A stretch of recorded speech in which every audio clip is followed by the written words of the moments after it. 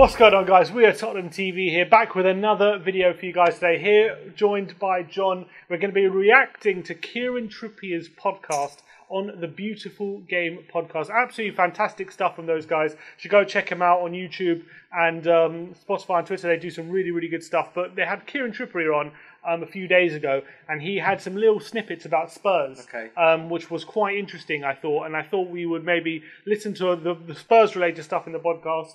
And we'll react to it. Obviously, if you want to go watch the whole thing, it's all on the Beautiful Game podcast. We're only just going to be reacting to a few Spurs-related things that he was talking about on that podcast, and because I thought it was really interesting. I haven't seen it, so this is like you're going to get my first-hand response to all of this, right? So. Yeah, exactly. So the first clip, he was talking about last season. Well, I had mixed emotions throughout the season. You know. No, injuries played a massive part. I'm not one of them players or people to use any excuses, but you see, Christmas time now, when I had surgery, I needed that at Tottenham. You know, I told them that I needed surgery because it was just getting to a point where it was, you know, I could have been less selfish playing wise, you know, because we had Serge there, we had Kyle Walker-Peters, two great right backs, but I can't help it if I'm getting picked majority of the games, you know, so.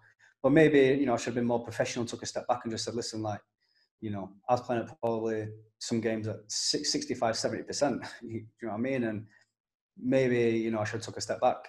You know, if it happened now, I definitely would. But because of such big games, you know, you've got your Cities away, Champions League, you've got Ajax in the Champions League, you know, whoever. You want to play in these games, but looking back now, I probably suffered more after, through playing when I should have took a step back. But yeah, you know, your ups and downs, you know, like I said, as a footballer, you hear all kinds of stuff in football, you know, rumours, maybe, you know, your time's coming to an end 4 months before, but, you know, things happened. I heard a lot of stuff and, you know, maybe I knew deep down that my time was maybe, you know, time for a change. I kind of feel a bit bad for him listening to that. Do you know what? He's a lovely guy, actually. When you watch the behind-the-scenes footage, when the fans are there waiting to get the autograph, he's probably the only, him and Kane always look like the only ones that come over and actually sign autographs. He's always come across really well, really nice guy.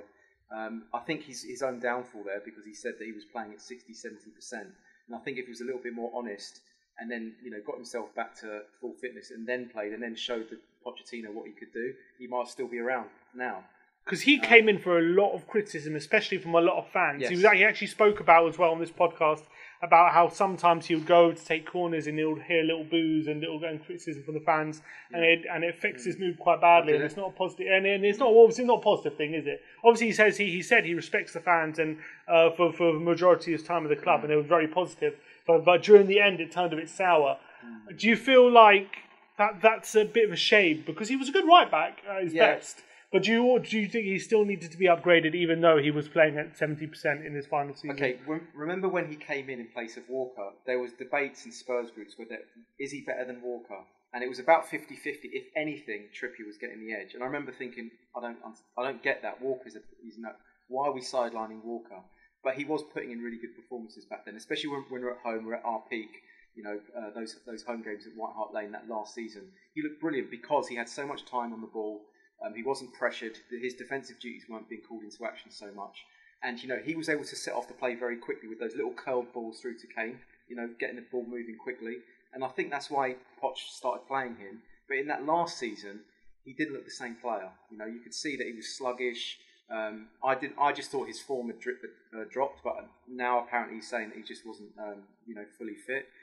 So he's got himself to blame a little bit for that as well, you know what I mean? Because if you're not fully fit and you're trying to play these big games, that is a little bit selfish, you know what I mean? So, I don't know, how do you see that? Yeah, I do kind of feel bad for him. I think at his best he was a fine right back. At his best though, he was found wanting a bit defensively, especially against the very best wingers in the league. I would say better right midfielder than right defender. Yeah, he was always a lot better going forward. Obviously, we knew that about Kieran Trippier, but I think looking back at it now, considering the fact that we're only just finding out now that he wasn't fully fit during the whole season, I think a lot of the criticism for him, I think, was justified based on his performances. But I think the fact that the whole fan base was pretty much unanimous, they wanted him to leave at the end of the season, is a bit, given the circumstances, a bit harsh. I think, looking back at it now, if I had the chance again, in hindsight, would I have sold him? Probably not. Probably would have kept him. I think considering the fact we didn't sign a replacement as well, that obviously goes into it, because why did we sell him and not sign anyone to replace him? We were just relying on Aurier by himself pretty much. Yeah, I don't get it. But at the same time, if you were to do any job and you were doing it at 60%, would it be fair for the boss to sack you, or to like think about getting? Depends on the circumstances. If in this circumstance he had no choice, but he couldn't do any more. Sorry, he had a choice, but he couldn't really do any. As in, he was selected to. Sorry, he was selected to play at 6, and he was 60% fit. Pochettino would rather a 60% fit Trippier than 100% fit. Yeah, but I don't think he told Poch he was at 60%, and I think that's the problem. I do not believe for a second Premier League clubs with all their scientific information can't tell when a player is not 100%. Well, if that's the case, then I do feel sorry for him. If he's sort of doing what Kane sort of did in the Champions League final, he kept it sort of to himself. He implied it in his quotes. He said he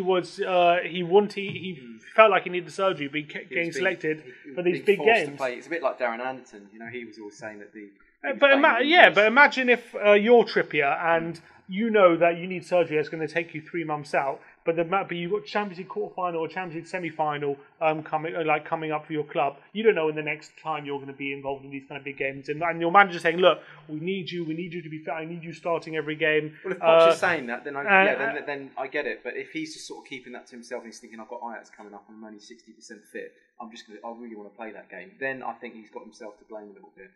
Would you have kept him in hindsight? Maybe to have him as a competition with Aurier, you know, as we did before, you know. I still don't think either Aurier or Trippier are the real deal. You know, I think we need an improvement on both. You know, on Aurier now. I always thought they were both a little bit questionable, especially defending. But you know, is Trippier at his best that much worse than Aurier? I think they're about the same at their best, to be honest with you. I think they both come with their flaws, don't they? Both come with their faults. Yeah. So I don't know. I think we should be looking at maybe, you know, letting that one go and actually thinking about getting a real top world class right back in. They're hard to find these days, but you know. Okay, and he also went on to talk about quite an interesting topic about Mousa Dembele, and it was actually it was a topic actually on Spurs Twitter. I don't know if you're big on Spurs Twitter, but it was a topic which a few Spurs accounts. I know George Kelly was saying even before Trippier said this that one of the biggest mistakes Spurs ever did was sell Mousa Dembele in January. Well, I agree with that. We talked about it before, and I said we should have kept him on. Okay, well Trippier says this. But for me personally, I feel like, you know, selling Mousa Dembele, for me, and you can ask anybody who's played with him, is the best player I've ever played with. Wow. For me, you just can't replace him. You can't replace Mousa Dembele, and we sold him in, I think it was January. You don't know with his situation. I can't comment. Maybe he wanted to go. I'm not too sure, but you know, I personally feel like if we kept him for that extra 5 months, whatever it was, and let him go on a free in the summer, we would have done a lot better. Especially, you know, I think we would have won the final. I think that's exactly what I said. You know, in one of our last episodes, where I said we should have kept him on and played him sparingly, a little bit like we did Gascoigne in '91. Just brought him out, you know, for occasional games, and I think he still had a lot to offer. The fact that all the players were saying he's the best player at the club, why would you not keep the best player at the club? I actually disagree with this. I'll tell you why I disagree. I think it's important to remember the context of his departure, because it wasn't just as simple as we could have got a bit of money, so we sold him. The fact of the matter is, he had been out since November for 2 months with a serious ankle injury. Out of the 22 games he had started in that season in the Premier League, out of the 22 games that had been in the Premier League in that season, he started 7 of them, and in 2 of those he went off injured at half time. So you know he only started 5 of them. He'd had a serious injury in November. He himself said he wanted to leave. He wanted to go to China because he wanted a final payday because he was getting on a bit. He's like 32 in his early 30s, so he doesn't have many opportunities to get that kind of pay packet, right? So we know he's leaving on a free. We don't know in the Give second him another contract. Yeah, but we weren't going to do that. Yeah, for how much he was going to owe, how much he wanted. He didn't want to. He didn't want to sign for us. Well, I would have just. That's up to Levy. No. China were offering him in the excess of $200,000 a week. We're not going to offer him. No, we're not going to offer him that. So yes, but that's what that's. So he wanted that. He was only going to stay for that. He was only of course he did, because he knows in China they're offering him that amount of money. We knew he was going to leave on a free at the end of the season. He was out. He had just been out for 2 months. I think he was still injured in January when the whole deal came about. There's no guarantee he was going to be fit in the second half of the season. And also, not only that, first of all, in the Champions League games as well, in the group stages, he had only started 2 of the 4 games, and those 2 games we didn't win either of those games. So we knew he was going to leave for free in 6 months. He was already injured. He had an injury hit season. He hadn't played particularly well when he had played. So why not take the 11 million in January when you're going to live? You're thinking from a business side, though. No, I'm not. You're thinking about the money. I'm thinking about still having the best player at the club, according to the players. There was no guarantee he would have been fit and firing for the second half of the season. Also, it's important in hindsight to remember. He would have been. But there's no guarantee. No guarantee. He's just been out for 3 months. You know that he would. He's just been out for 3 months. Yeah, but he would have had enough of a run up to get fit, especially for the end of that season. There's no guarantee. Well, and also, it's easy. Hindsight's 2020, but we were not in a Champions League final when he left in January. We were through to the group stages, were through to the knockouts, but we weren't exactly. We didn't know we were going to have a final. Obviously, it's easy to think, in January, if we knew we were going to have a final, let's keep him and see if he stays fit for that game in June. When did he actually get fit and start playing? In China? Yeah. I'm not sure. I think maybe February time. Yeah, so that's probably when he could have started playing for us. Yes, but from November to February, he was out injured. Well, that's okay, but you're going to get fit at some point. But I would have kept him and then played him sparingly. We don't know that. There's no guarantee. He's old. He was old. I think the contract. He's not that old. He was 32, and there was a chance. 11 million is nothing to be sniffed at when a player is going to leave on a free. And he was injured. There was no. I thought at the time. I know you don't, but at the time it completely made sense to let him go. It did, and also you got to remember, he wanted to go. He wanted to go. Well, I don't know.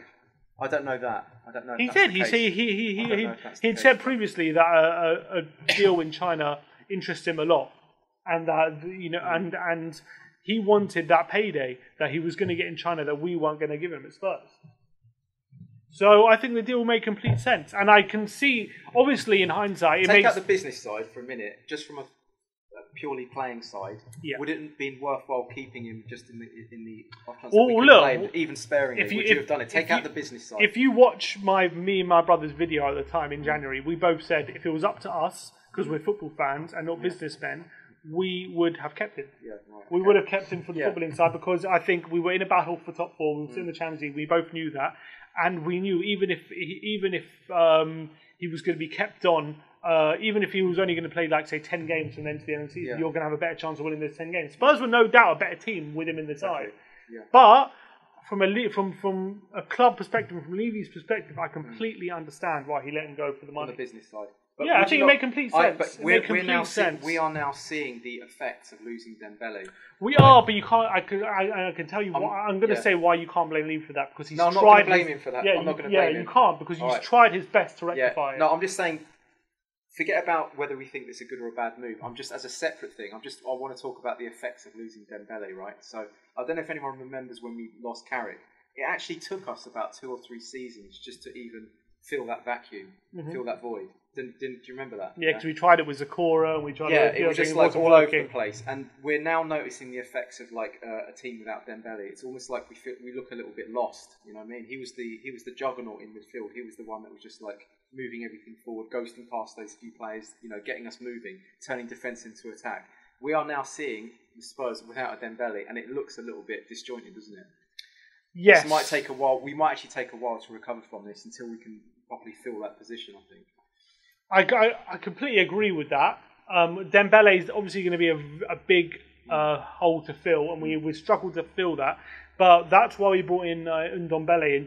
That was the kind of thinking behind it. That he would kind of be a natural replacement of him. He hasn't kind of happened just yet, but give it time. Yeah. Do you got to remember Mousa Dembele didn't start firing straight away when he joined Tottenham?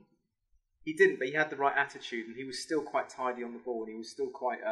Yes, but it wasn't quite slick. But you've got to remember, in Pochettino's first season, that was Dembele's third season in Pochettino's first.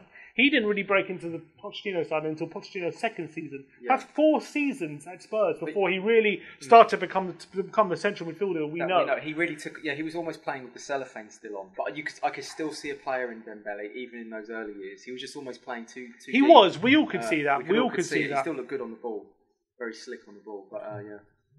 So anyway, that was. We talked a lot about Dembele there, didn't we? Yeah, well, I think it's a hot topic at the moment. Topic, Kieran Trippier obviously was said that we should have kept him. We would have won the final. But also, I just want to add to that quickly. We did get to a final without him. We got there. And but we also got to the final without Harry Kane. That's also true. Fair play.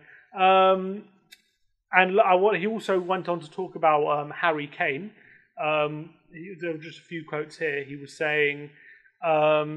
He was asked about the theory that Harry Kane has passed his peak due to the number of injuries he's had. He said, "I'll give you a great example. People saying about his injuries and this, that, and the other. But the prime example, Danny Ings, who I used to play with at Southampton. I think he's had 4 ACL injuries. Do you know what I mean? And you look at him now; it's flying. So you can't write anybody off, especially H. How can anybody write him off? It just baffles me, really." No, it baffles me.